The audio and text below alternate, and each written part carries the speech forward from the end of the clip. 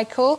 So let's talk about Kate Forbes, shall we? She is the favourite to succeed from Nicola Sturgeon, but she is controversial as a figure, isn't she? And that's why she's apologised in a need, perhaps, to reset this campaign. Yes, indeed. It's been a pretty lively start to the SNP leadership contest this week because Kate Forbes came out on the first day of her campaign and confronted questions that she knew were coming her way about her devout Christian views as a member of the Free Church of Scotland.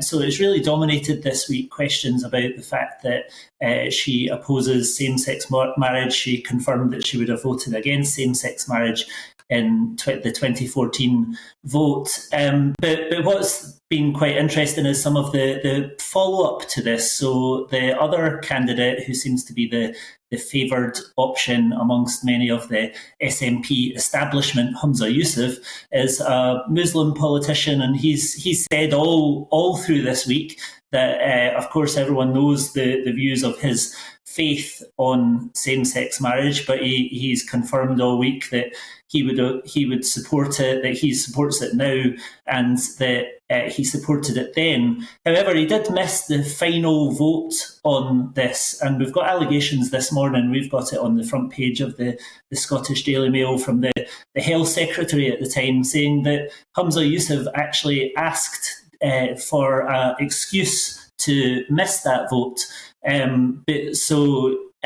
Because he was coming under pressure from his mosque, in Alex Neil's words.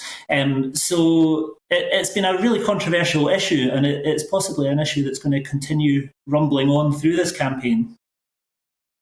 You will, by the sounds of it, Michael. I'll tell you what intrigues me is, I mean, the sort of vote on who's most popular at the moment is taken from what SNP grassroots members, right? And if Kate Forbes is leading the pack, that intrigues me because she seems to be diametrically opposed to Nicola Sturgeon on a whole host of issues. So are we likely to see the SNP actually doing a bit of a handbrake turn and changing course dramatically with a new leader?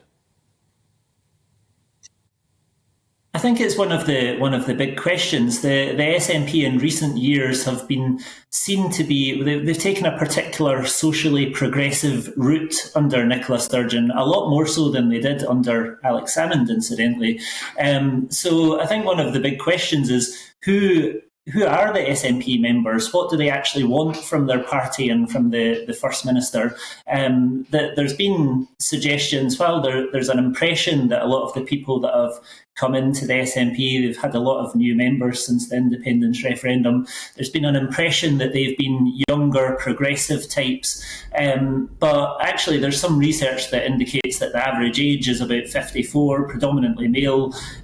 So it is a little bit uncertain just on who the electorate is in this vote. So there is a big question on, will they be desperate to see continuity Sturgeon, which would probably be the Health Secretary, Humza Yousaf, or will they want something a bit different? Kate Forbes is somebody who would possibly try to reach out to other voters, to pro-union voters, in a way that maybe none of the other candidates could do.